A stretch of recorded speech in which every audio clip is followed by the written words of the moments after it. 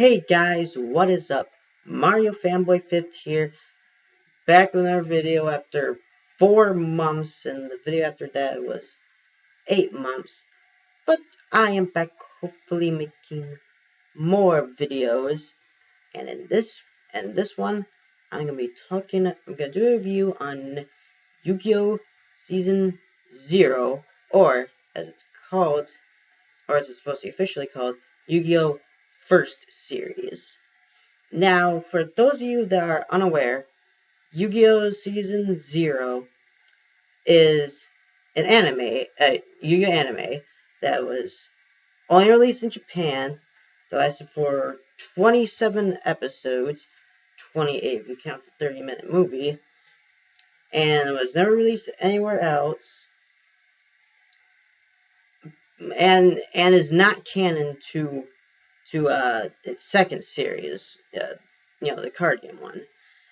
So I'm going to review it for you guys. Now, the first thing I should probably mention about this is that, alright, let's just say you can tell it's not canon. How? Well, because there are like certain plot elements that occur in the second series but are happening in the first series, like Shadi in episode 5 using his Millennium Key to go into Yugi's mind, and Yugi beating Kaiba with Exodia. So yeah. So that can't at all.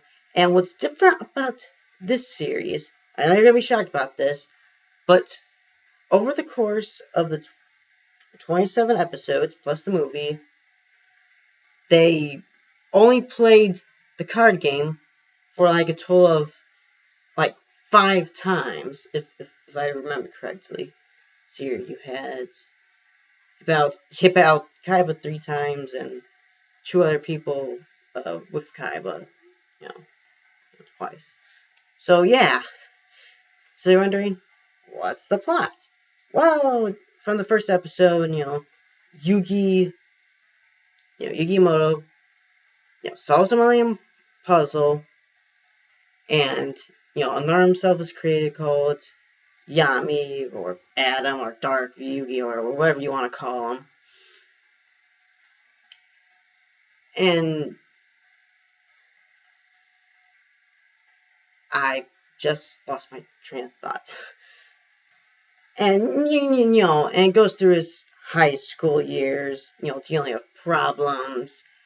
So, the first thing I should mention are the characters, and how different they are from its second series. First off, we have regular Yugi Moto. Now with him in the second series.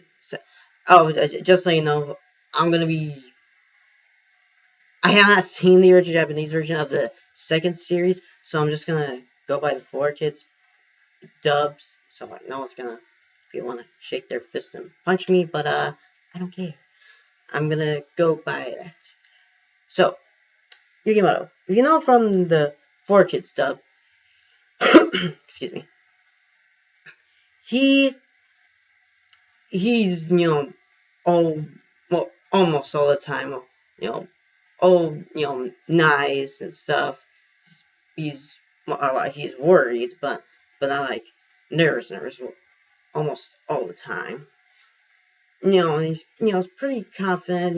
He's always so full of winning the duel, believing in the heart of the cards. However, in the first series, he's kind of shy but nice, and likes to talk his friends a lot, of course.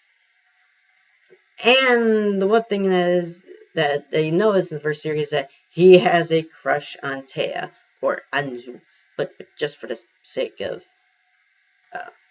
just for the sake of this video, I'm gonna call them by their 4Kids names. Excuse me. So he's like that. And the other thing I said was that he gets the crap beat out of him a lot. I mean a lot. And when that happens, his other self happens, or when his friends are in danger. This, I'm just gonna call him Yami. Yami, yeah, is definitely different. First off, he's not as nice as he's in the 4Kids stuff. Alright, so basically, when he deals with the villain of the week, or I like to call him the a-hole of the week, he puts him in these little things called Yami no Game. I'm just gonna call them Yami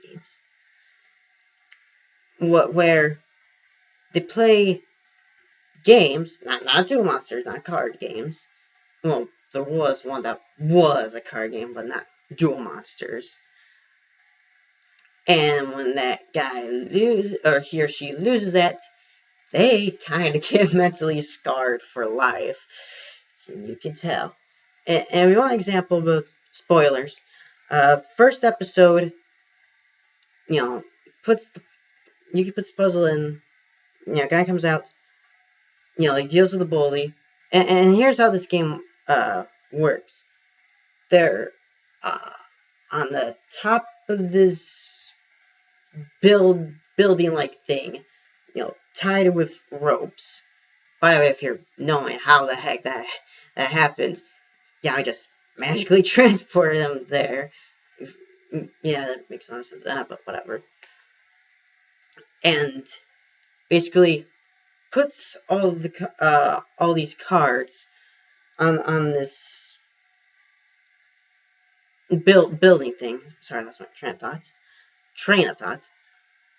And the objective is you pull out these cards, you know, these number cards, 1 through 9, ace, king, queen, joker, and depending on the number, that's how many steps you climb up.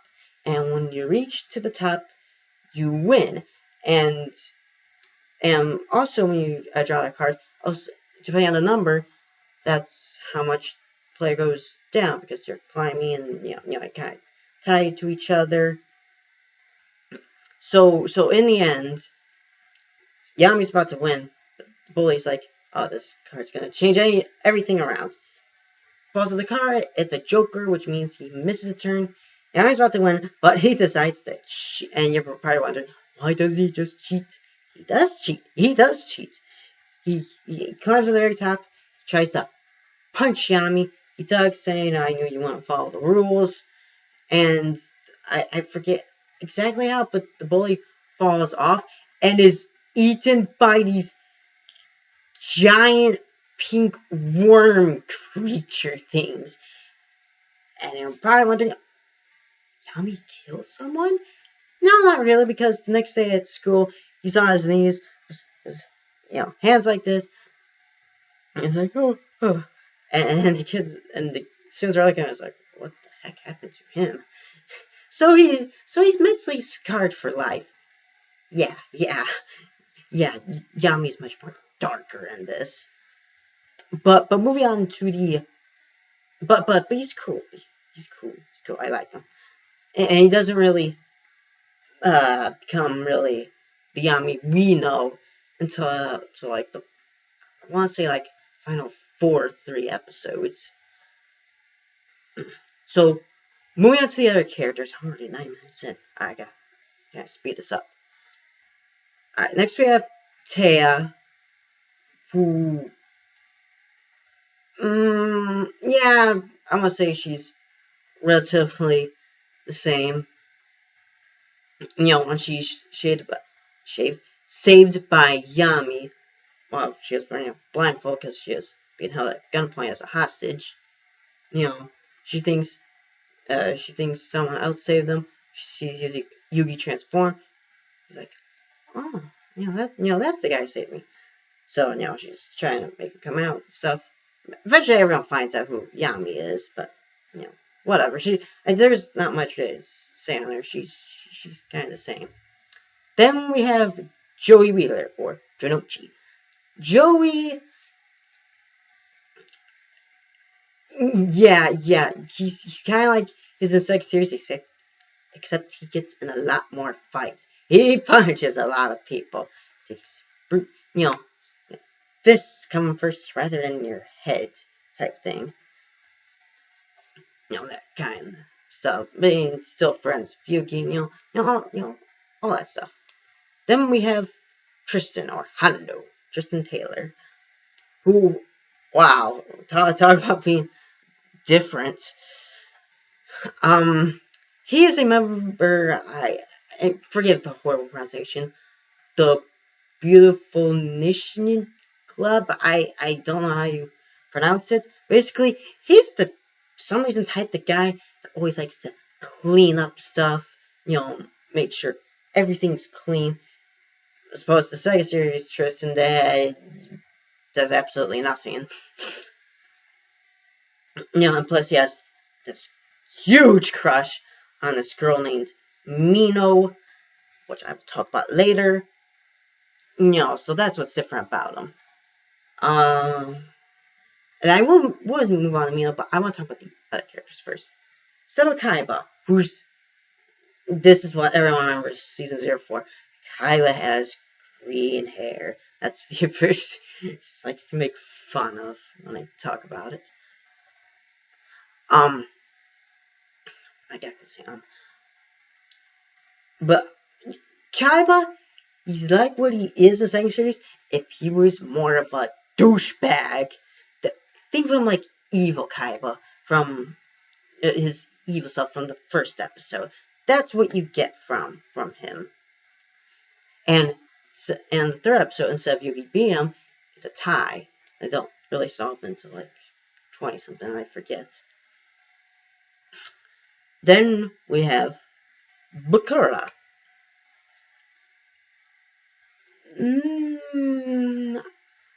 Alright. In this series, he's kind of like Yugi, except he's shy and kind, but I don't know, it feels different. Oh, you have to watch it. Me. Excuse me. Then we have his evil self, which is exactly the same as in the second series. Not really much changed. Then we have Shadi, who really is the exact same, except if you want a little more extreme and watch episode 6, you'll see why. And then finally, we have the new character, Mino. Mino. I think that's your pronouncer. Talk about being different from the manga, and I haven't read the manga, but I've looked it up. In the manga, she's a one-time appearance. I heard she's like a bookworm, stuff like that. Okay. Point is, she's a one-shot character, and here she's a full main character. She appears in almost every episode except for one, which also is the episode which Joey and Tristan doesn't appear.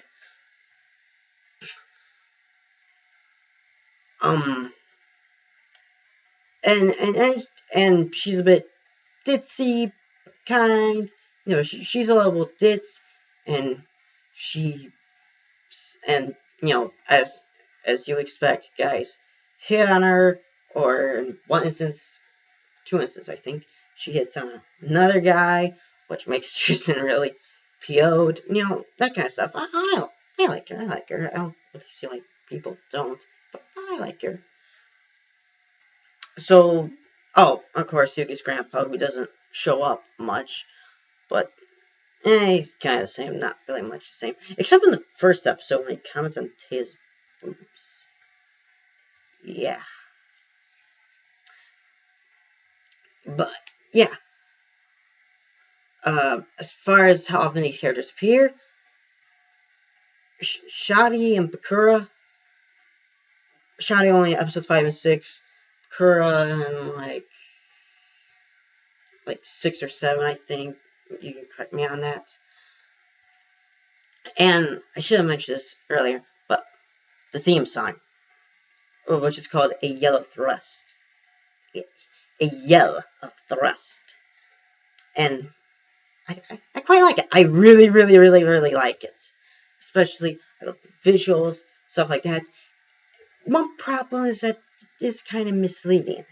It shows Shadi and Bakura in it, but they don't appear in that many episodes. It shows the Dark Magician, but he does not make a single appearance until its final episode in the movie, so whatever.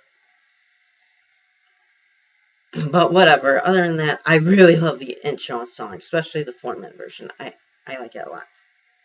Now, as far as the Yami games, I love them. I really, really, really, really love them. And they're unique in their own way. Now, as far as least favorite episodes go, my least favorite, I have two of them, would be the Watch episode, mainly because I've forgotten what the heck that episode is about. It just really slipped my mind, so kind of forgettable.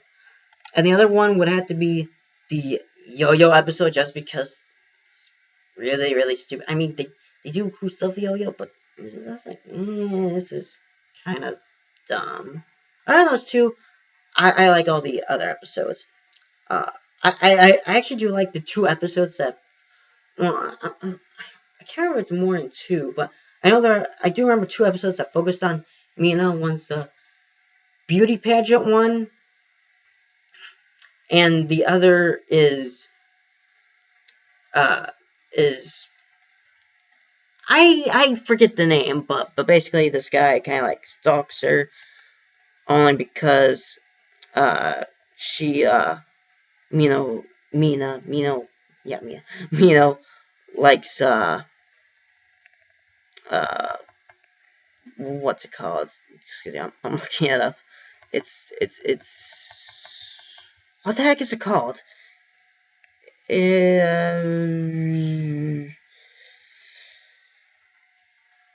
Excuse me.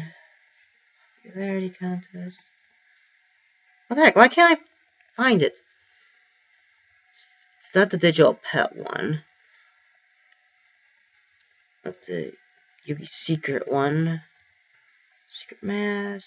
The rumored Chapon. Well, it's Chapon. So, and actually, particular that one, I like because she gets really PO'd at the guy that stalks her, all because she likes a game. It's a fun watch when she gets PO'd. Actually, I also like that beauty pet contest one. It's quite a good one.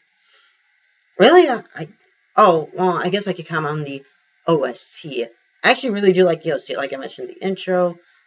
Even though I've seen every episode, I haven't really listened to the ending theme. I just didn't really care to listen to it. But there's not really much else to say on it, other than the fact it's a good series if you want to break from the card game series. It's quite good. I guess I could comment on the movie. The movie, I like. It's a nice little treat. Makes me wonder why Mila never made an appearance though. I guess my other two favorite episodes is episodes 5 and 6 with Shadi in them. Speaking of Shadi, I just remembered something. Thank God I remembered it. Guess what, guys? Do you remember the Millennium Scale? Yeah, no one else does, except in the 5th season. It's finally used here! Yeah, shocking, huh? Yeah, if you remember the 2nd series, every Millennium item was used in the present day, except for the Millennium Scale, which is never used until its final season, which made you wonder what was even the point of putting the scale in the series to begin with. It's finally used in the 1st series. Granted, it's only in 2 episodes, episodes 5 and 6 used by Shadi, but still, it's used. There's 2 episodes. Well, it isn't used in the 6th episode. But you see what I mean when you watch the beginning. And I actually really do like the Millennium Scale how it operates. I maybe wish it was used more often in the second series, but I guess it kind of makes sense why it wasn't, since it would kind of look really weird. The guy just always holding on to it while he's walking, as opposed to the other Millennium items, in which all of them either right around your neck, it's in your eye, or it's on your necklace, like the part of the neck. Except for the Millennium Rod, but you know, looks doesn't look weirdly shaped like the Millennium Scale. So I guess I understand it. Uh, see, there's 3 Millennium items used in the first series: puzzle, ring, and no, wait, 4: scale and key. Everything except for the puzzle and key is differently covered. It's gold and brown. Yeah, weird, huh? But whatever, I can dig it. I can dig it. Um, yeah, not really much else to say on this series, other than the fact it's a good series and check it out. If you don't mind reading English subtitles. But as far as my next video is concerned, it's gonna be a response to you saying Game Freak's favorite Pokemon male companion, Brock, Tracy, or Silent. Thing is, though, I haven't seen much of Tracy or Silent, so I automatically voted for Brock. So I'm gonna be marathoning the Orange Island League because 32 episodes. The season where Tracy is in, so might as well watch him on marathon. And I guess the few episodes he is in Pokemon Chronicles. And as for Silent, I'm definitely gonna watch it. Gonna try to marathon everything. Might pull an all-nighter. I don't know. Wish me luck. And since it's been a while since I've seen the anime, it's been a while. I'm not gonna watch every episode of Brock. Heck no. It's 4 series, over 102 or 100 and over 200 episodes. So all I'll do is go to Bulbapedia, look up the episodes, which Brock is relevant, and watch those. After that, I will make the response video. So yeah, you go season 0. It's good. It gets a big thumbs up from me. I quite like it a lot. Yama games, all that stuff. And this video is running longer than it already is, so I don't want to make it a half hour. I was expecting it to be this long. So, expecting this to be this long. So, I will catch you guys later with the Pokemon video. Bye.